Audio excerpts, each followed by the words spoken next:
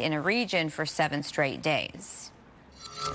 Well, a lot of us have gotten used to the new normal of masks and social distancing over the past year, with numbers going down slowly, but they're going down. Many people are starting to think about life post-COVID, but a new study finds that nearly half the people out there say they don't feel comfortable living life like they used to before the pandemic. So joining us this morning is Dr. Andrea Raby, VP of Psychiatry over Bayless Integrated Healthcare. Doctor, good morning to you. Good morning. Dealing with people, you know, and the mental part of life, do you get where people are saying that? Do you see it? Absolutely, absolutely. I mean, you know, we've looked at studies since the pandemic has actually erupted about a year ago, and recent studies through the APA, or the American Psychological Association, have essentially shown us what we have suspected and expected all along.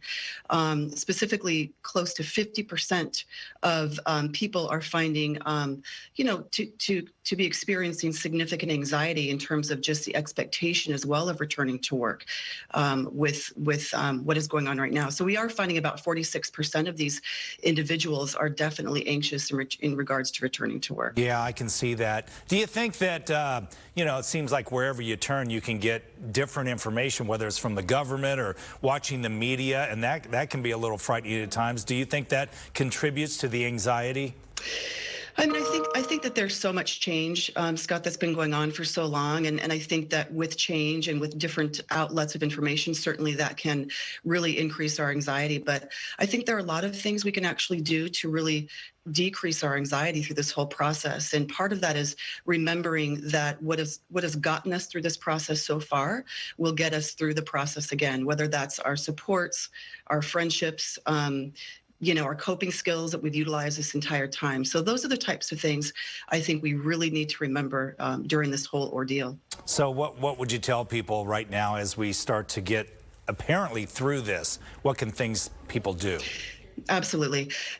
Keep in mind, first and foremost, is that sometimes the anticipation of certain events, such as returning to work, and the anxiety associated with that can actually be worse than actually the anticipated event. And what we call that is just anticipatory anxiety. So it's really important to remember that.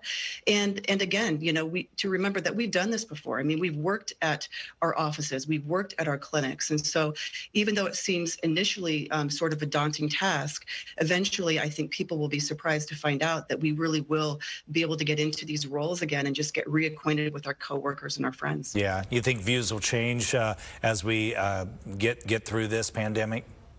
I think so. I think that, again, with change, things can be scary, but we've gotten through all of these changes that have been pretty significant, which is an understatement. And I think we'll definitely weather this storm and get through this change as well. Yeah.